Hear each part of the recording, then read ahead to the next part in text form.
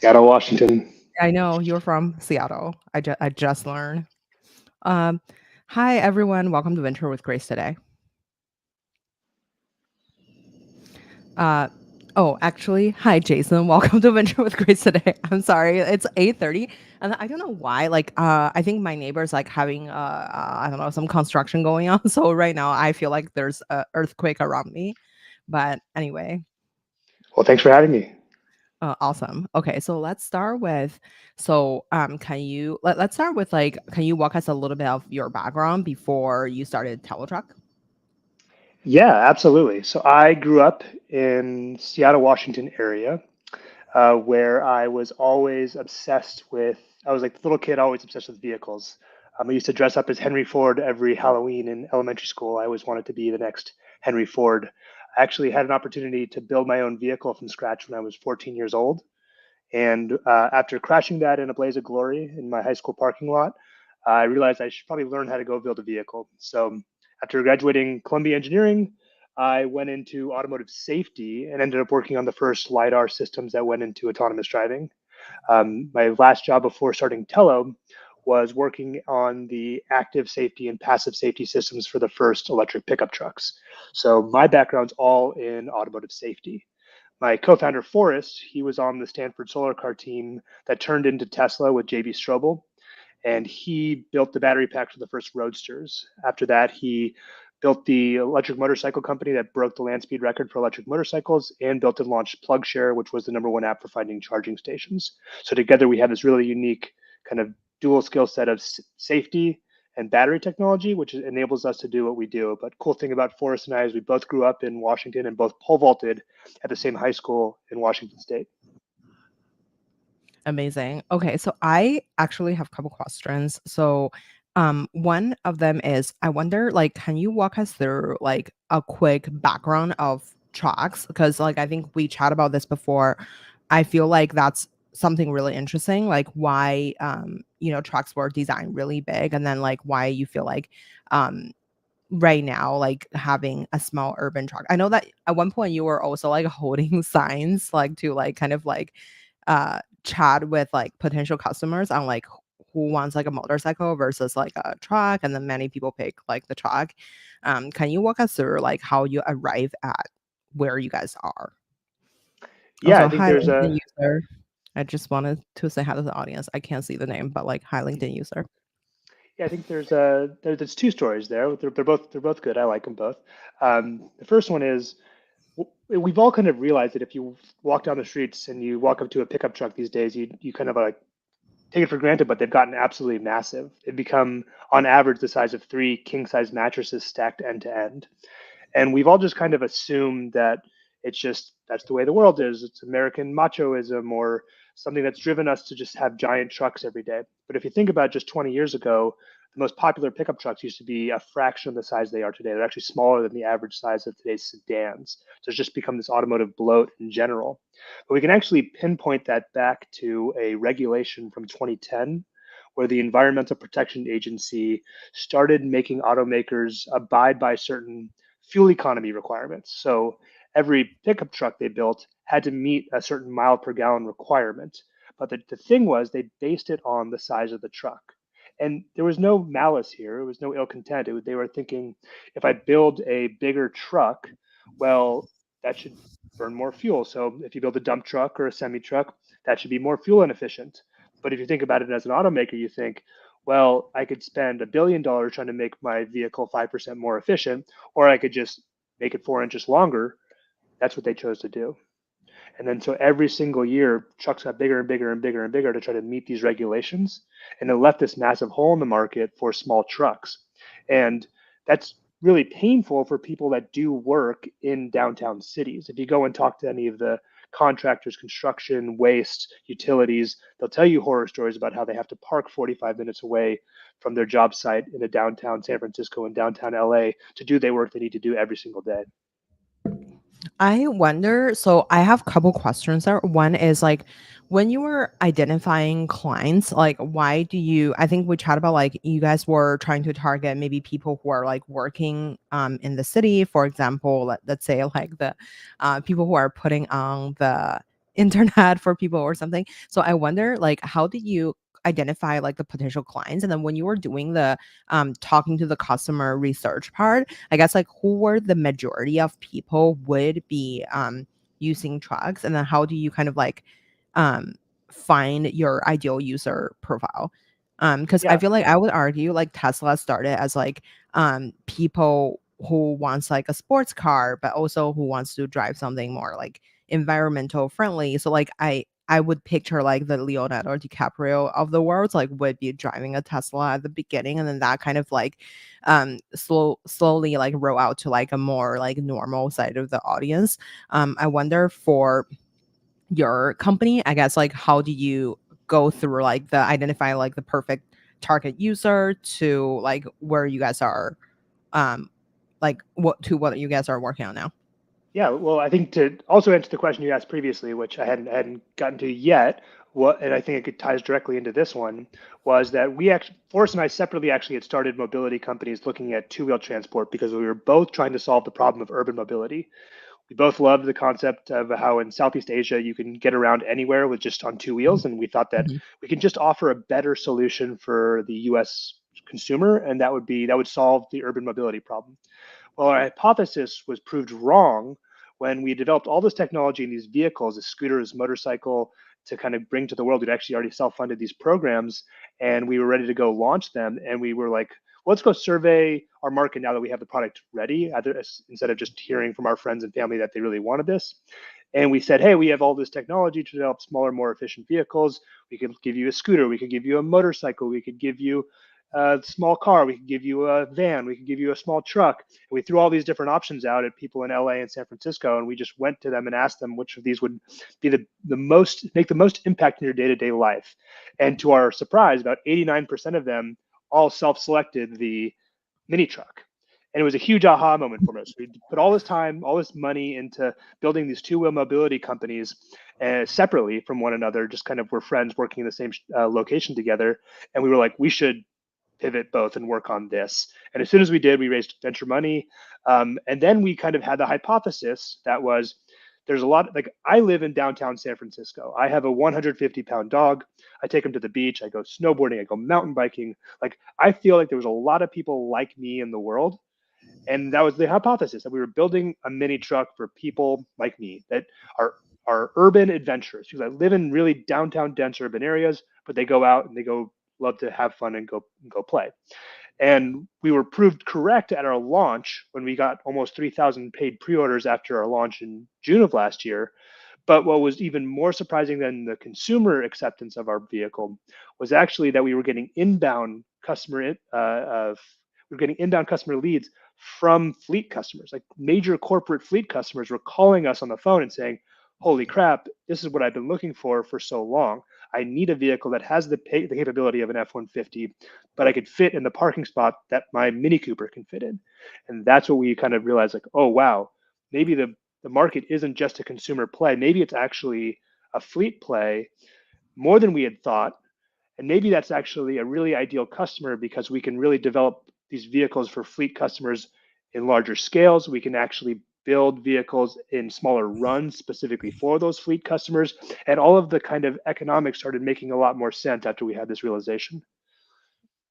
I wonder, so like when you mentioned like there's like 3,000 people in the pre-launch, I guess like how did they discover your company? And then I wonder in terms of like let's say the fleet company, they are trying to assuming like buy in bulk or having some large number of orders. I wonder what does a sales cycle look like for both like individual side of things versus like the group buying situation.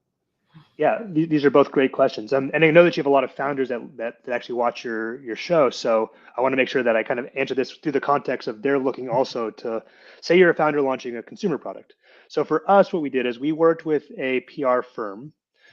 We budgeted for a 4-month program for that PR firm, which I recommend if you're going to do a public launch for a consumer product, you budget for only a specific set number of months on that program, so you're not just continuously paying over time. And you set goals for that. So we set goals for our launch with our PR firm that said, hey, we want to get 10 news articles. We want to get 500 pre-orders. We had these specific goals written on the page. And after we launched, what we didn't anticipate was the social media pickup that we got right after it. So people like Kelly Slater placed a pre-order and then posted on its Instagram page, and we had 500 pre-orders in 30 minutes just from that post. So all of a sudden, what we expected to have as our goals for the launch were, five x. We had 100 news articles written about us, and we're at nearly 3,000 pre-orders at this point. But really important that you work with a team that you trust, that really understands your product. We actually worked with a team that had launched other unique vehicles as well, and we'd seen the success of them, and we'd interviewed that PR team, and we liked them, and they understood what we were doing, which is so important that they fundamentally understand what you're doing. So it was a big piece of what we did, and we didn't spend a lot of money, in the grand scheme of things, but what we did is we set goals specifically for that launch. So that was the I first after question. Yeah, okay. So I wonder what about for the fleet company? Like, so I would imagine like for anyone to sell like a number of things to a bigger corporation or a bigger organization, it's going to take a long time. Can you unpack that a little bit on like the sales cycle? Yeah, it's important to note that fleets have a variety of different ways that they operate. Hmm. And we have a way we kind of delineate customers now on the commercial side. We look at people that purchase vehicles outright, people that lease vehicles. We look at them, people that do that through a third party or they do that themselves. So there's a lot of companies that maybe they have, you know, something like 1 million vehicles in their fleet, but they actually go through a third party that actually owns the vehicles and they maintain the vehicles and then they lease them or rent them off of that third party. So actually the sales process isn't through, you have to like go convince that company they want your vehicle.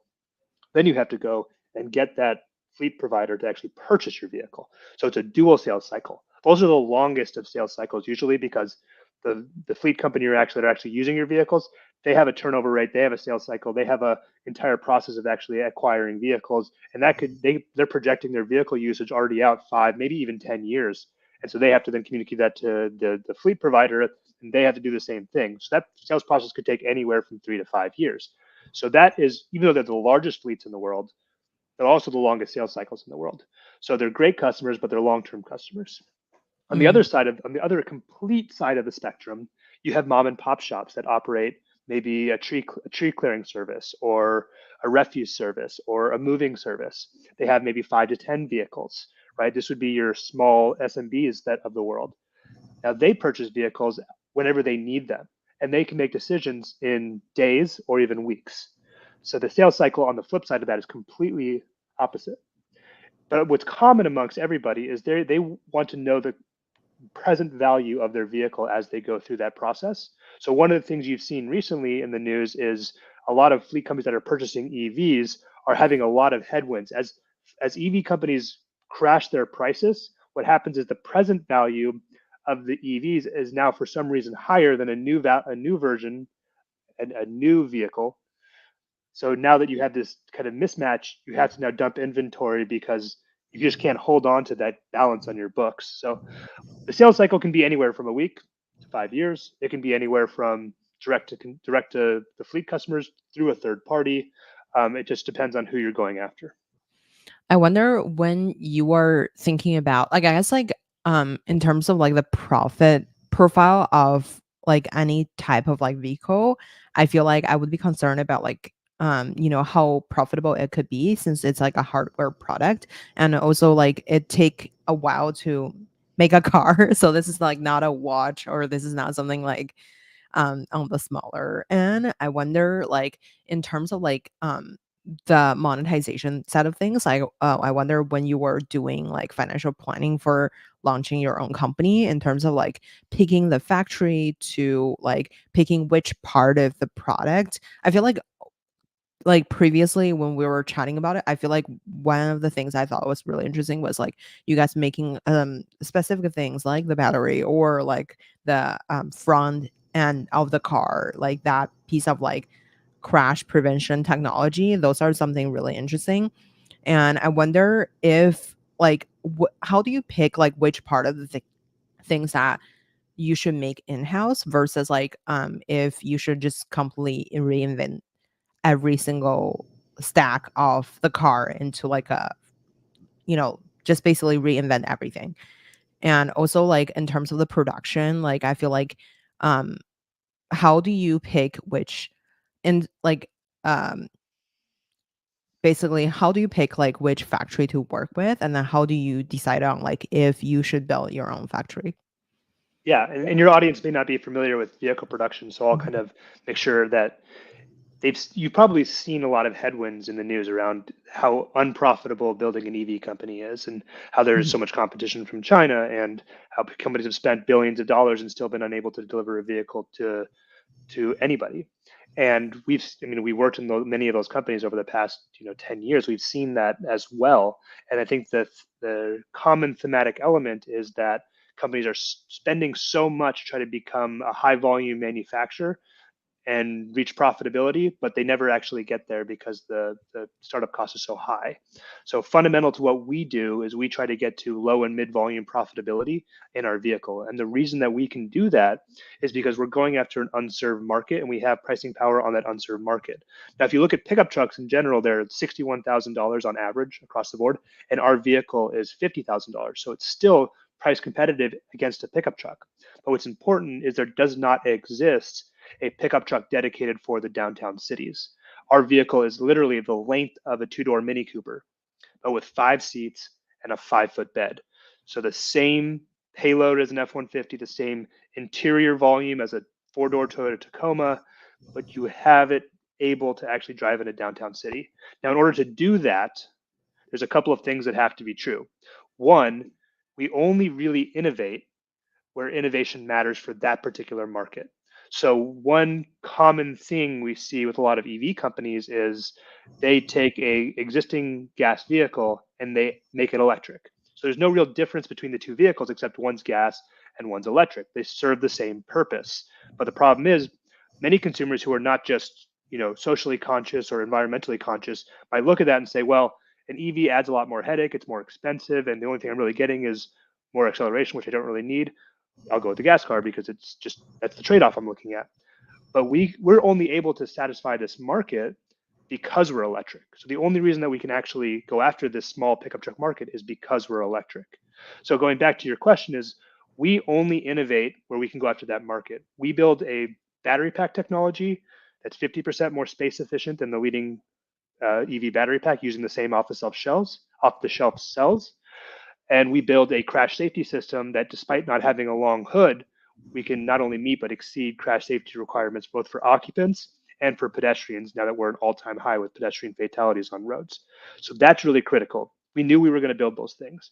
Now, the rest of the vehicle has become so mature in its supply chain that we can get things like motors, inverters, seats, glass, all that's available off the shelf these days. So when we look at that, we say, okay, this stuff's available off the shelf. We innovate where innovation matters in the expensive parts. We need a contractor, we need a partner to help us put this thing together. So we work directly with contract manufacturing to build the rest of the vehicle.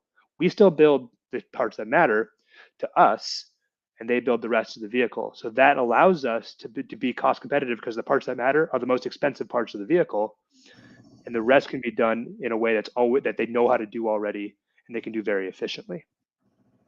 I wonder, so hi Dennis, we'll address your question a little bit later. I wanted to chat about like, so let's talk about like the general landscape of, I guess, like both like urban planning as well as like the climate tech. So I feel like I see there's like a major wave in the climate tech industry recently. I wonder, since you're like innovating in this industry that's like very adjacent to the climate ecosystem, I wonder why is there like a huge boom in the climate investing side of things. And okay, so I'll stop there. I'll stop at one question Yeah, at a yeah. time. I think you have a lot of climate VCs on potentially in your show that'll give you their perspective. But in terms of what we've seen as a company working in climate, is there's a huge like VCs actually fundamentally believe they want to do good. I do believe that.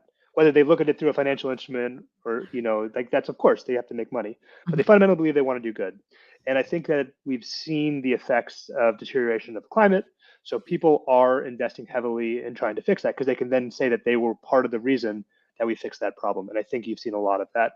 Now, there's also a matter of like there's headwinds in the climate space because climate is often associated with hardware, and hardware can be very expensive to do. So even though you see a lot of climate investments, you see a lot of climate software investments as well. So I think that it's relatively unique to see, still to this day, to see climate and hardware investments as well. I wonder, like, in terms of like investing in hardware companies in specific, like, since you are a founder, from a founder's perspective, like, I guess, like, what would be the question that you feel like an investor asks you that's like in a really smart way? That's, I guess, like, a lot of the concern around associated with like anything hardware related things are cost intensiveness, long sales cycle, and I wonder, or like just overall, like the challenge of like actually building it and the safety issues around, especially in the like automotive, like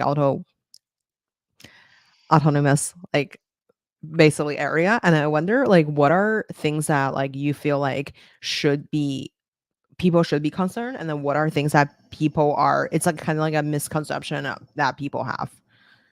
Yeah, I think that some of the smartest hardware investors, like I think that every investor wants to see your financial planning document that shows how you get to profitability. That's a given. Everyone wants to Mhm. see like, okay, at what volume do you need to do? What assumptions need to be true to actually reach that profitability? What is your gross margin for that? What does that mean for your operating margin of your company? Everybody wants to see that, and I think that's good. They should see that. I think the smartest hardware investors go, when you get to your first recognized revenue for your customer, what are your cost of goods at that exact point? Because that is the anchor that they'll have for, okay, if I know how things scale over time, maybe your cost of goods drops 50%. If your cost of goods is 10 times what that cost of goods should be at your first customer deliveries, I have a hard time seeing how you're going to get that 10x lower in at volume. But really, if your cost of goods are 2x what they should be at that exact point where you recognize your first revenue, well, maybe now I can see easily how you can get that significantly lower. So I think some of the smartest hardware investors have been through the rodeo and they know like a founder is going to get to first recognized revenue and realize like, well, I can just keep building these even though I'm losing money on them, like, and slowly over time kind of take the cost down. And what, the smartest hardware investors are, okay, that may be true, but if you're way out of the ballpark, if your prices are astronomical, then it's going to be very hard to do that. What would be like a so I guess like when investors are doing diligence on your team, like I guess like what do you think was like the smartest way to do due diligence? And because I feel like there are a couple things that like people may be concerning about, like for example, like how do you actually execute based off your plan? Because I feel like a lot of the plan sounds like it just sounds very making sense, but I feel like when it comes down to like executing based off like each step of the challenges, like for example the design of like the front part of your car and like how how that's been built, like I guess like what would be the best way to diligence if something would be possible. Yeah, I think some of the best investors we had, they did a select few things. Like one, they spoke to our customers and they spoke to the Mhm. fleet customers we have for MOUs. And we have a Discord channel that has 1,100 active pre-order users Mhm. on it. And they joined that Discord channel and they saw what people are talking about. I think that was really important to do because they could like read, here's what people care about, here's why they care about it. They can ask Mhm. questions, they can actually participate in the conversation with our Mhm. customers, which it's a really unique thing I think that they probably weren't used to. And I think that was really important for them to get a feel for what we were doing. Like that was really kind of a very important piece of is the market demand there. The other thing is we're making a lot of assumptions about third party manufacturing. So we had them talk to our manufacturers, and that was really important. So they talked to like everybody from the head of the entire contract manufacturing house, so that they could actually say, hey, is this feasible with this price point, with these projections? And they could be confirmed that yes, it is. From a technical standpoint, we collectively did enough due diligence that would showcase that we were technically de-risking the two things that were major in our company. So that was really important to actually deliver that upfront to them and say, hey, we're making these bold claims, but here's the evidence we have to prove it. Come see it for yourself. Mm.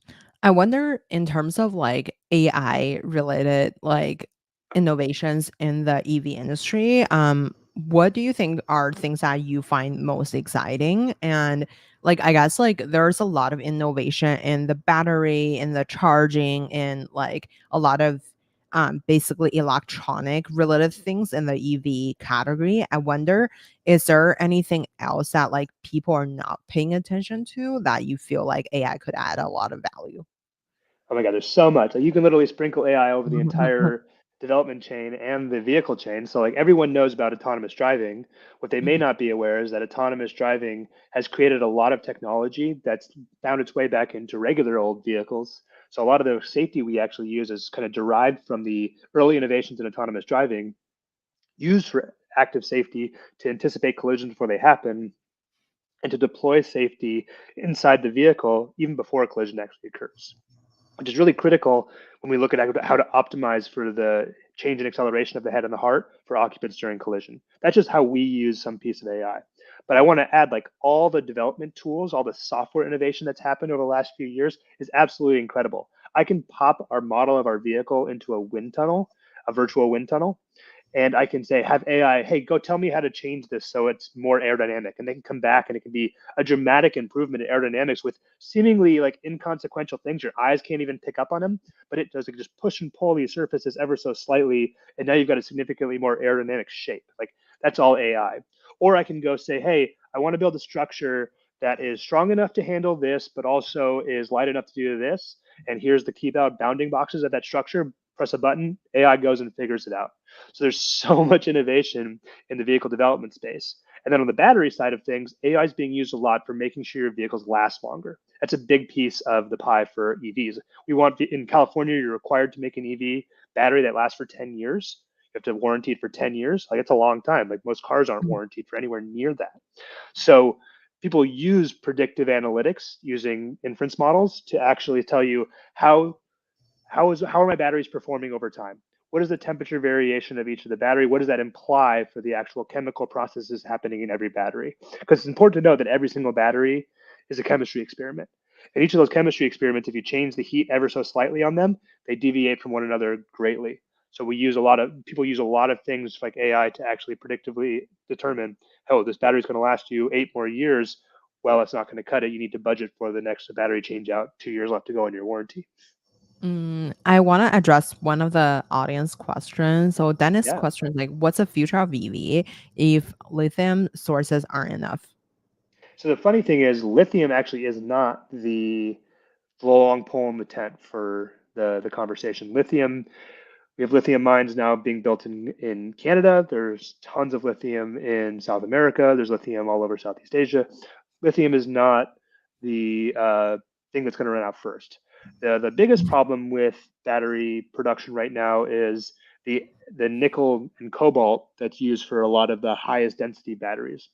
But there's been a ton of innovation in battery technology just over the last few years that we're confident that we're going to be able to switch over to a chemistry that supports both energy density and can be found in everywhere effectively. Um, so you can read up about a lot of the different technologies. I mean, solid state is promising, but so is using salt as a base instead of nickel cobalt.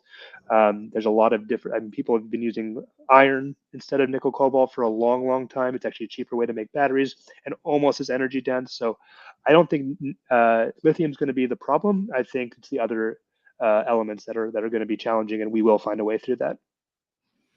I wonder when it comes to like, the speaking of like the battery and the charging side of things. So, there's an article about like EnviroSpark just got 50 million and it's ready to hire a supercharger team talent from like Tesla. And I wonder like when like I guess like when right now we're seeing these like electronic like charging station everywhere. I wonder if there's any like in the future, will there be any like maybe wireless charging or like something that's like along that line that's like helping people instead of like charging like in the past we're like charging the oil cars, like now we're charging electric cars. Do you think like a line, is there any technology in that kind of like maybe wireless charging or in some way maybe we just park somewhere and it's charged? um Yeah, I mean, a friend of mine just got a massive grant to set up a highway in uh, Michigan to do inductive charging. I mean, mhm, where you're driving down the highway and you can actually charge your vehicle as you drive down the highway. mhm, Um, I think that that technology, like the wireless charging capability, is getting more and more Mhm, advanced. It's going to require very specific infrastructure in the parked vehicle and on the roadway vehicle.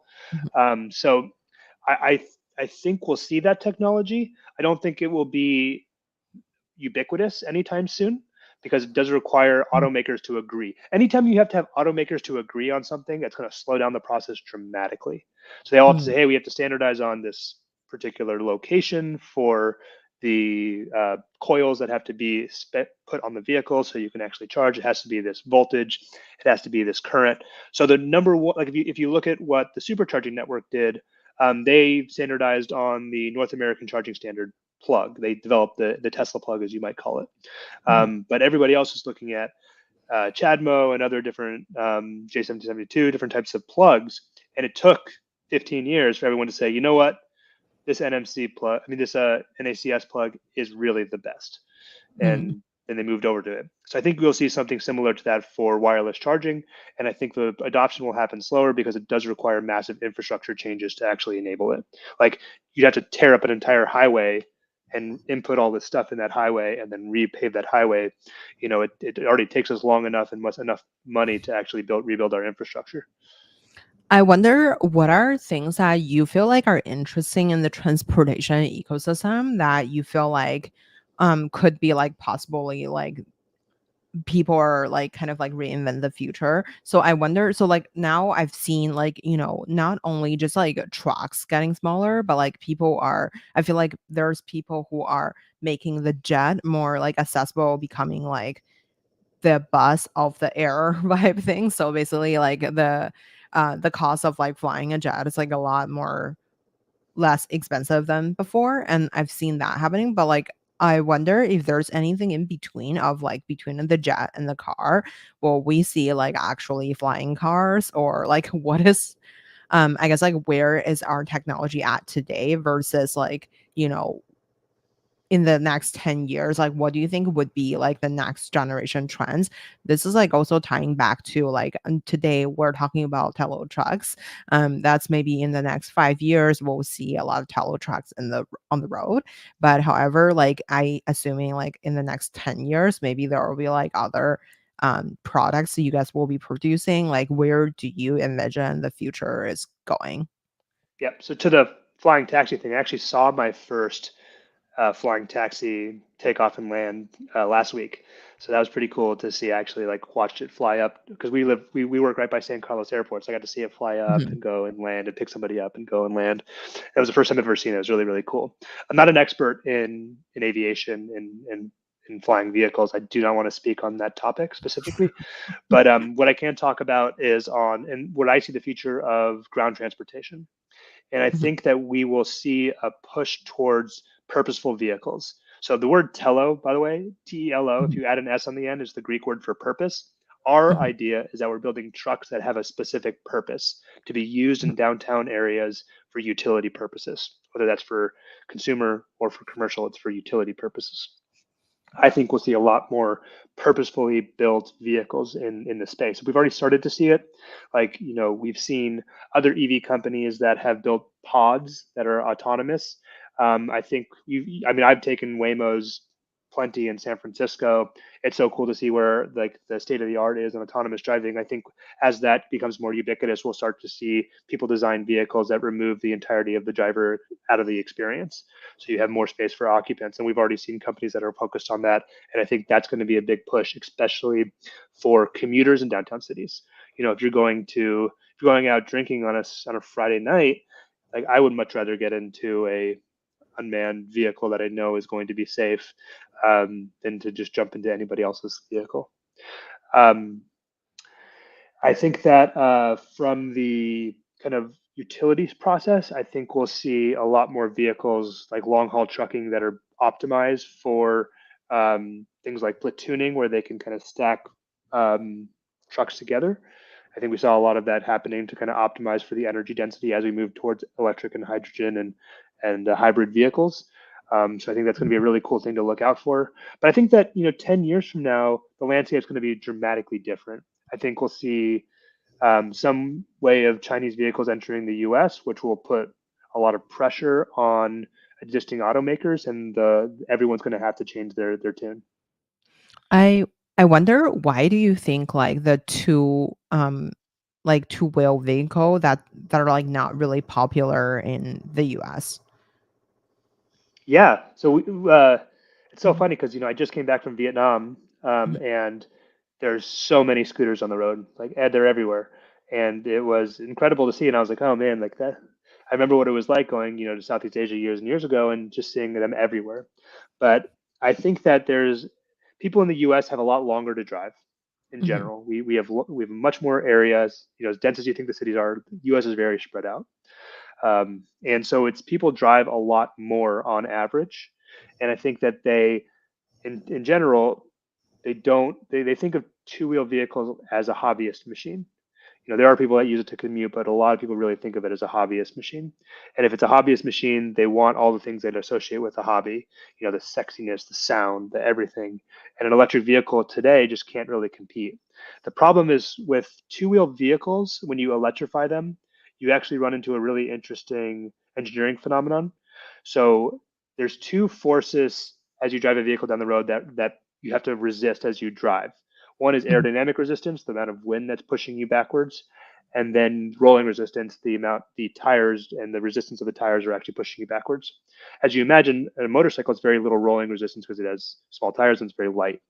But mhm, interestingly enough, the amount of wind resistance a motorcycle rider endures is about half that of a sedan car. So that's like the amount of energy required to move a motorcyclist is just half that of a car. And you would think it would be like a tenth or a 20th or a hundredth of a mhm, car, but it's really only like half to a third of a car for aerodynamics.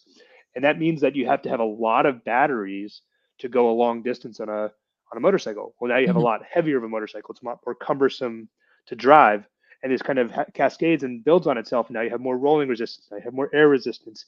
So from a fundamental perspective, electrifying motorcycles for long distance driving doesn't make all that much sense, especially when you can't fast like charge them in 5 minutes. It'll still take you 30 minutes to charge. So Mhm. you've got this like cascading series of problems that until we solve energy density of batteries and charging speed, motorcycles are not the most viable solution. I wonder what's your thought on like self-driving because I feel like since like we live in Silicon Valley, I feel like self-driving has been like kind of like a theme around the city. I wonder what would you say would be like because I feel but as long as like if they hit anything, it will be like a big news of like self-driving is not happening. I wonder what's your overall thought on like the challenges around the self-driving as a whole, I guess, like subsector of the mobility ecosystem. Like I guess people in the industry, what's the sentiment there? Will we ever like reach to a point that like everything is self-drive, or do you feel like it would never get to that point? Yeah, and I think that we're kind of coming out of the trough of disillusionment a little bit. I think that, which is really cool to see. I mean, in downtown San Francisco, I see driverless Waymos all the time. They're Yeah. everywhere, right?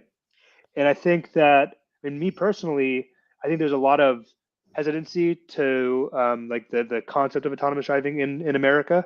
But I think that when you actually encounter one and experience one, and you see it more and more and more and more frequently, you normalize it.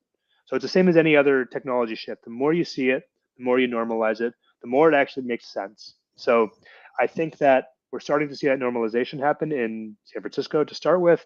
And I think as they grow into more and more cities, that normalization will occur and we'll see more and more adoption. So I'm actually the prospects for autonomy, for self-driving, for like robo taxis specifically for in geographically locked areas. I can see it as very, very useful. We've already seen a ton of it in China happening. Like we have entire cities that operate on robo taxis in China. So we know the technology is getting very, very good, and we're going to see more and more adoption. So I'm fairly favorable on autonomy. I just think that the road ahead is quite long, and I think there will be some prevailing companies in that area. And if you haven't started already, it's going to be very difficult to catch up. I wonder what's your thought on like I guess like what are things that you are most excited about in the like mobility industry right now that like you feel like um you would like to like incorporate into your company? I think that I'm really excited around energy density in a few different ways. Um, like Koenigsegg a couple years back, 2 years ago, announced their rack seal motor, which is a new motor technology that maybe has been around for a bit, but they kind of coined the term. But you can think of it like their motor is about the size of two soda cans stacked up and has more energy capability than like the V8 engines in a Mustang, for example. So just imagine how much energy I can fit into a motor the size of a stack of dinner plates. That's incredible. Like, I'm super excited about that capability. I'm also super excited about the prospect of the next generation battery technology. It feels so often like battery technology is like slow and creeping, but at the grand scheme of things, when you zoom out, the energy density improvements in the last 10 years have been astronomical. And I think 5 years from now, they're going to be even more incredible because of the law of exponentials. So I'm confident that in the next 10 years, we will get to a battery energy density and a charging capability that will be on par with any gas vehicle. And at that point, now you've got a real argument to be made. Like, is there really an advantage to going with a gas vehicle now?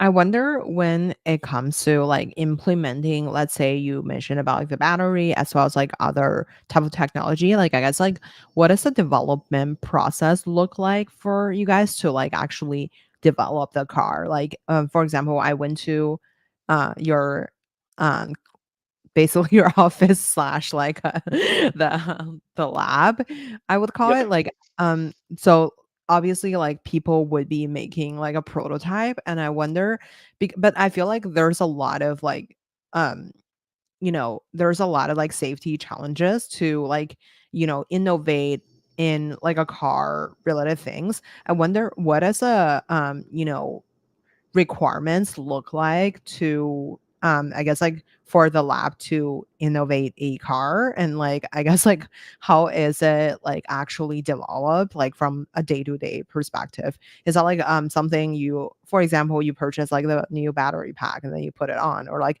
you guys would actually have to go into like a battery factory to like reinvent certain parts to fit into your car? And like how can you give us like the day to day of like building a car in general? Yeah, and I can talk about this topic for hours, so I'll try to be as concise as possible. But in automotive terminology, the process of verifying and validating anything you do, they consider it to be, they call it the V cycle, although some Mhm. people call it the W cycle now.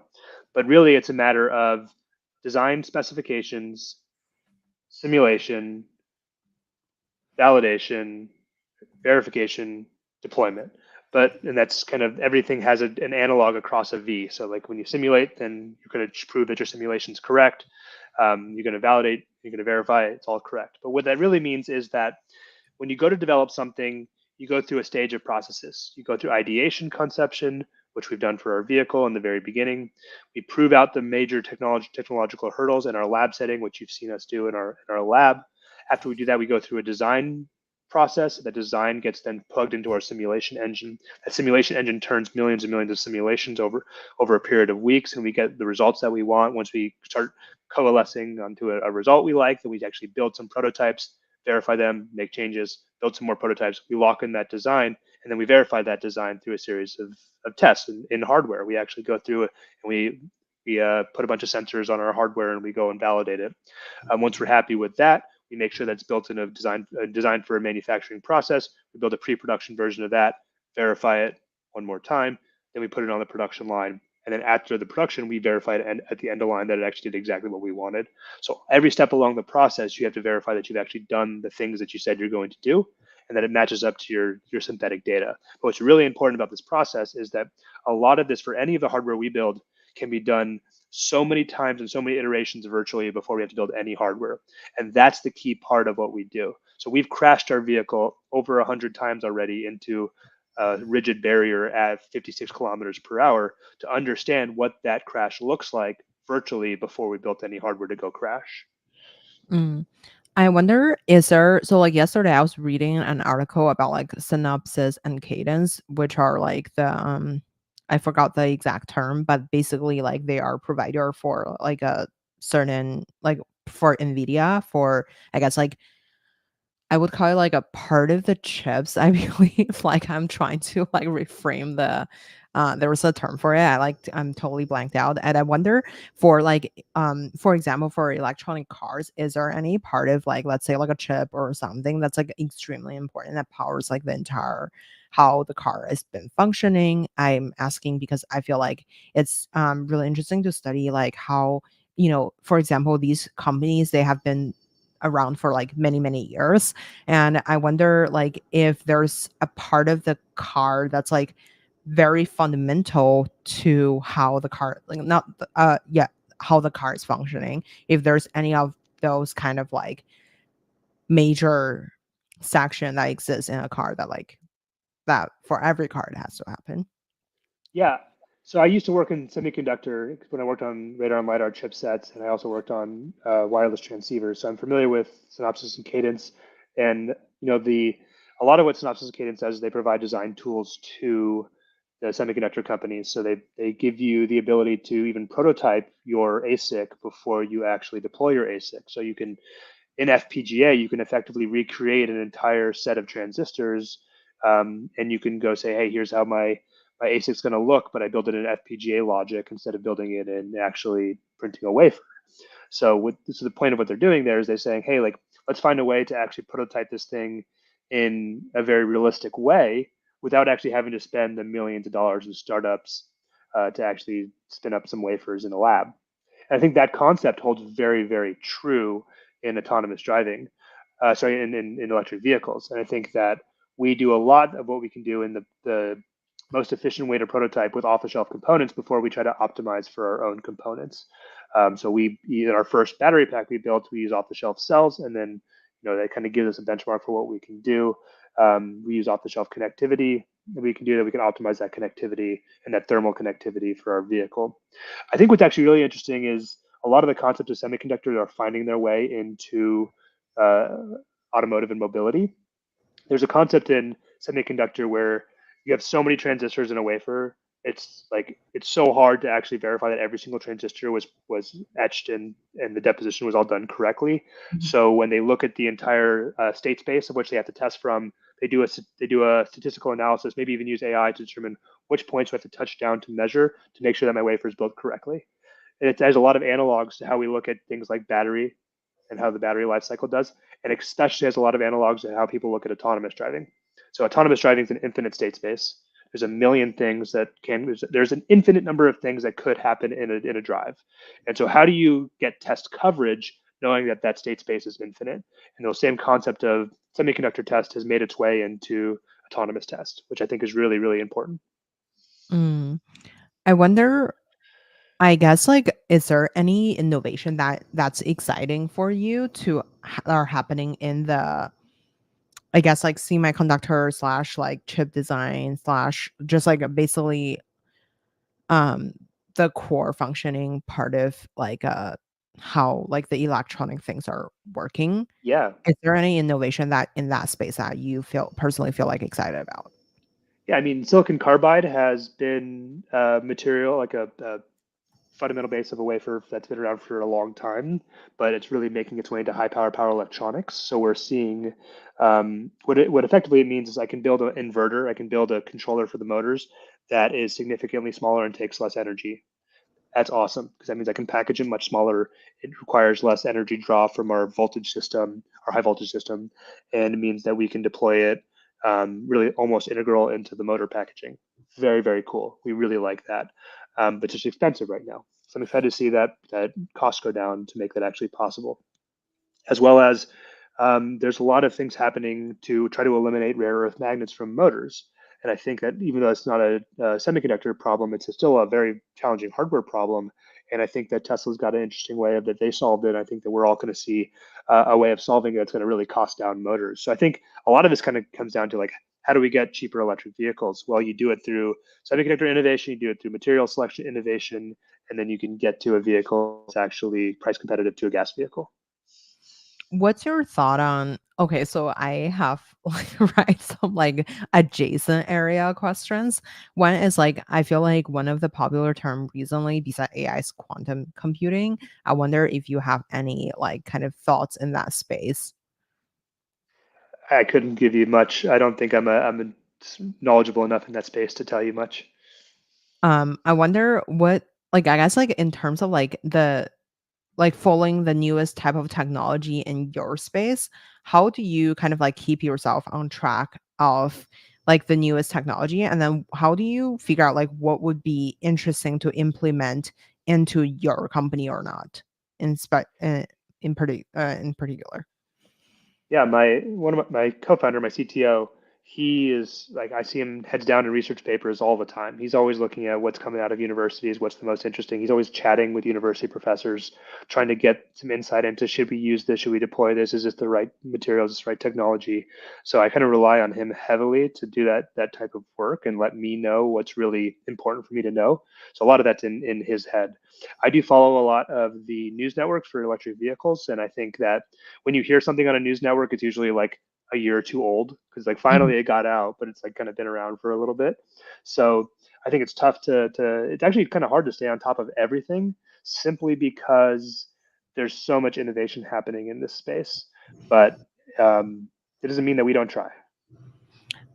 As founders, and I wonder how do you kind of like um structure your team to like make sure that you guys are both like making something that's like from the product angle there's like people making the product and then as well as like on the other side like sell the product. I guess like at what point do you develop like the sales arm to actually start selling, or since you guys already have like a lot of people pre-order the car, I wonder if there is any kind of like update that you have to send to them to like maintain the enthusiasm between like the clients between like the Yeah. time that they made the down payment to like the time that they got their car, and how do you kind of like navigate both product development and sales? Yeah, well, one of the really cool things we do is we keep our Discord channel, 1,100 active Mhm. users or 1,200 active users, and we talk every day about product updates, questions, everything like that. One of the really cool things we do is we ask for feedback, and we have an emoji system that we tag that feedback in Discord. It goes directly into our product pipeline. We have a CRM for Discord that goes into our product pipeline, so we can actually develop those type of recommendations that our customers give us. That's a really interesting way and a really nice way of closing the loop, and people tend to like that. We have a newsletter that comes out every quarter, so we do share that with our pre-order holders right now. But for running fleet sales, I think that's the saying holds true is that until you've established a sales process and a sales cycle that's very ubiquitous and can be replicated, the CEO is the salesperson. So I think that every startup should take heed of that. Like, don't hire a salesperson when you haven't sold anything, thinking that it's going to be the winning solution. No, the CEO needs to go figure out what the sales cycle looks like, the sales process looks like, how to talk to your customers, how to sell your product, and that needs to be done multiple times over before you even consider hiring your first salespeople. What would you say would be like the next milestone for you guys in terms of like the company growth trajectory? Well, we're currently building our next two pre-production vehicles, so it's going to be super cool to Mhm. see. You'll see them driving down the roads of San Francisco and LA. That will be, we're planning a launch in early 2025 to showcase that and to do a press tour with those vehicles. So I think that is going to be the really exciting things we're marching towards. Coinciding with that, in order to actually get there, we have to do a little bit of technical de-risking that really kind of closes up some of the open gaps that we still have for the development and manufacturing of the specific things I spoke about. And we have to, and following the launch of our vehicle, there's a huge customer acquisition push that will go on to really showcase that the demand is there for this vehicle. So all that will coincide with our next major fundraising milestone as well. So this is kind of like we have our goals that are written on the whiteboard every single day. We look at them, we say, this is why we're doing this, and we want to hit them and go raise our next milestone and deliver the vehicles to our customers right after that. How do you kind of like scale the operation side of things? Well, the nice thing about what we do is that we don't need to hire hundreds of people to get to where we need to get to. So I think it's super important to keep your team small and focused on the specific task at hand. And that's what we try to do. We work on sprints. We get things done. We are very communicative in how we work. I think it's really important for everybody, especially when you raise a round, like we raised a seed round, it was a decent sized seed round. People have the tendency to try to hire like crazy and onboard like crazy, and now they've got people that kind of are there, but maybe not doing the work that needs to get done to get to the next stage of the company. So we kept our hiring very succinct, very minute. We negotiated all of our contracts so we could actually get a price effective way of moving forward. And we then executed on that with the smallest team possible. When you are selecting team members, like I guess like what kind of experience are you trying to put together around like the team Yeah, so we have a experience? couple of, so I think Yeah, I that met some of your experience team is, members, so I'm just yeah, trying to say hi to them. But anyway, yeah. I think experience is one thing, but really there's a cultural thing that we really look for. So first and foremost, our employees have to be people that believe they're building their next vehicle. So they have to really fundamentally believe like this is mine. I'm building it for me. This is exactly what I want. And because that's critical, because that's what's going to get them excited to come to work every day when they feel like they're actually building something for themselves. It's also for other people as well. So that's really, really important to what we do. We have a couple of major tenets for our culture around innovation. First off, if you're going to deviate from the norm of automotive, you first have to be able to completely articulate why that norm of automotive was that way.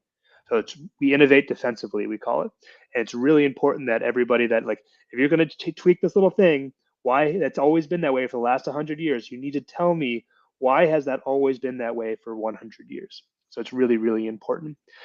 Since Forrest and I were both pole vaulters in high school, we have a tenet that's like it's a pole vaulting saying that says "run fast, jump high." So what we mean by that is when you're going after a big, hairy, audacious goal, take the biggest jump at it first. Take the Mhm. biggest chunk at it you can and sprint and execute on that big chunk and figure out if you're going in the right way. Too often we see engineers want to take slow, meticulous steps out of a problem. What happens is they spend months working on something only to get to a stage and be like, oh, this isn't possible. We're not going to go that route. I would much rather see instead as engineers that are able to take a 1,000 foot view and say, hey, if I just take this one big chunk out of it, it's going to take a 1 week sprint to get to. I can then determine if that's the right direction or not at that point. And it doesn't need to be perfect because I can always go back and meticulously build that. But I need to get to the point where I've got a big chunk taken out that I know that I'm heading in the right direction. So that's really what we look for in our hires. Amazing. Okay, on that note, I want to end with like a 1 minute fire round for you. Okay, so what's your favorite book? The one I read recently was Pitch Anything, which I highly recommend to all founders. Oh, I love that book. Who made the biggest impact in your career? My career. Uh, a probably a sales manager I had way back in the day that just pulled me aside and told me whatever you think you're supposed to be doing, just don't do that and do the run 100 miles an hour at a problem and go figure be the best at solving that problem. His name was Will Denman. Uh, who would you invite to your dinner party? Who would I invite to my dinner party? Can they be? They have to be alive. It's your party. I'd still say Henry Ford. I still want to talk, despite all the problematic things wrong with him and his thought process. I'd still love to invite him to dinner, just maybe not on Shabbat. Uh, Shabbat. where where can we find you outside of work? Where can you find me? Outside of Outside of work. work? Oh man, I don't know if you want to just watch me do crazy fitness stuff, but that's Yeah, about yeah. it. I have an We can Instagram find that's Jason at the Lux SF yeah at the the gym. You gym. can always find me at The the gym. gym. I'm always there. Okay, amazing. Thank you so much for coming to the show today. Thank you so much. Appreciate that, Grace. Okay, let me quickly